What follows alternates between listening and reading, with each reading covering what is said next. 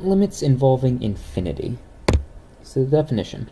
Limits involving infinity refer to those limits which approach values that become increasingly larger. For infinity technically does not represent a real value, merely a concept of an endless series of numbers. Limits involving infinity allow us to determine horizontal asymptotes, described as follows. The line y equals b is a horizontal asymptote of the function y equals f of x if either the limit of f of x as x approaches negative infinity equals b, or the limit of f of x as x approaches infinity equals b.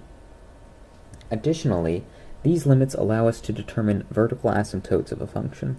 The line x equals a is a vertical asymptote of the function y equals f of x if either the limit of f of x as x approaches a from the right equals plus or minus infinity, positive or negative infinity, or the limit of f of x as x approaches a from the left equals positive or negative infinity. Continuing, furthermore, limits involving infinity allow for the usage of end behavior models of complex polynomial functions to more simply view the end behavior of a function as x approaches positive or negative infinity. We'll see an example to clarify both of these definitions and the specifics in a bit. Okay, so find the limit of f of x as x approaches infinity, where f of x equals 3 plus the quantity 1 divided by x. So what are we going to do here? So let's use a method of solving limits called substitutions. So the limit of f of x as x approaches infinity is equal to 3 plus 1 divided by infinity, because we're substituting in infinity for x.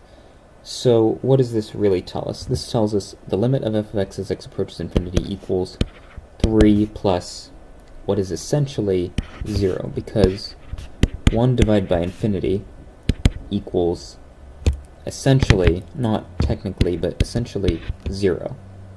So 3 plus 0. So the limit of f of x as x approaches infinity is equal to 3. So as a result, we now know that f of x has a horizontal asymptote at y equals 3. Find the limit of f of x as x approaches 2 from the left, where f of x is equal to 1 divided by the quantity x minus 2. So let's see what we get from this one. The limit of f of x as x approaches 2 from the left.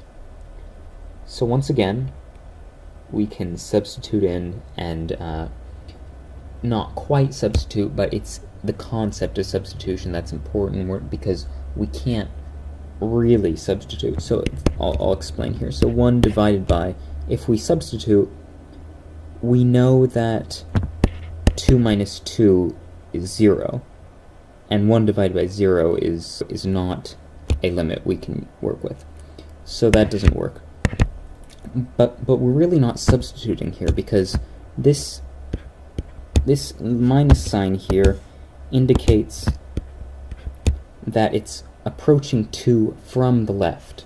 So we're not ever getting to 2, but we're getting closer and closer and closer and closer from the left side.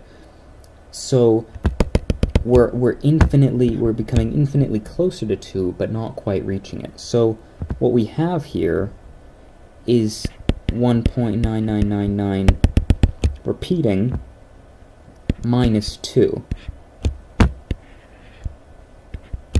So what does this give us? We find that we have then 1 over a tiny, I don't even know how to write it, but it's essentially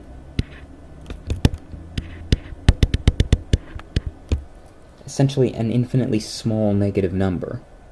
So this yields the limit of f of x as x approaches 2 from the left is equal to negative infinity, because what we have here is an infinitely small and tiny number, because this over here we see that it's x is approaching 2 from the left, so it's becoming infinitely closer and closer to 2. So that means when we subtract that value, or when we subtract 2 from that value, we get an infinitely tiny negative number. 1 over this infinitely tiny number gives us negative infinity. So as a result, we know that the function f of x has a vertical asymptote at x equals 2. Find an end behavior model for the function. So the function f of x is equal to the quantity 2x cubed minus x squared plus x minus 1 divided by the quantity 5x cubed plus x squared plus x minus 5. So the useful thing about this is that we can use end behavior models to solve what seems like a very complex function.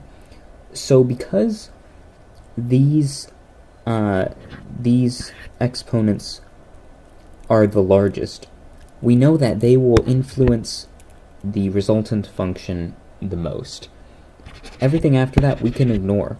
So we can essentially look at this as 2x cubed divided by 5x cubed.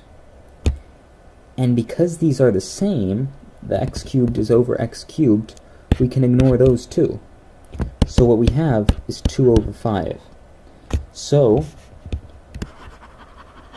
therefore, as x approaches positive or negative infinity, this is the only case in which this end behavior model works, because we're looking at a limit as they approach infinity in this case.